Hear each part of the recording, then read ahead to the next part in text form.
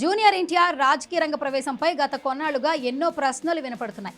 ఎన్టీఆర్ రాజకీయాల్లోకి రావాలని, తెలుగుదేశం పార్టీ పగ్గాలు చేపట్టాలని ఆయన అభిమానులు డిమాండ్ చేయడం, దానికి తారక్ నుంచి సమాధానం ఉండకపోవడం, ఇక తెలుగుదేశం పార్టీతో దూరం పెంచుకోవడం జరుగుతూ వస్తున్నాయి. చివరికి తన సోదరి 2018 ఎన్నికల్లో పోటీ చేసిన ఎన్టీఆర్ మాత్రం ప్రచారానికి దూరంగా ఉన్నాడు.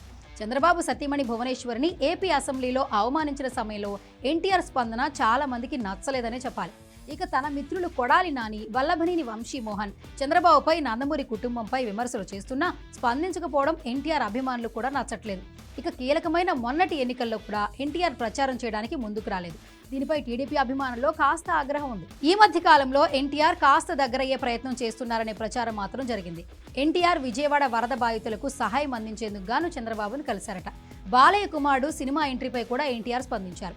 అయితే తాజాగా ఎన్టీఆర్ తన పొలిటికల్ ఎంట్రీపై స్పందించారు.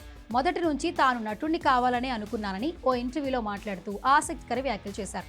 17 ఏళ్ల వయసులో మొదటి సినిమా చేశానన్న ఎన్టీఆర్ అప్పటి నుంచి నా చూపు సినిమాలు, నటన వైపే ఉన్నాయని క్లారిటీ ఇచ్చారు. ఓట్ల సంగతి అలా ఉంచితే నా కోసం టికెట్లు కొంటున్నారని, ఇది నాకు చాలా ఆనందాన్ని ఇస్తుందని అన్నాడు ఎన్టీఆర్. నటుడు కావాలని మంచి నిర్ణయం తీసుకున్నా, నటుడిగా సంతోషంగా ఉన్నా అని ఎన్టీఆర్ స్పష్టం చేశారు.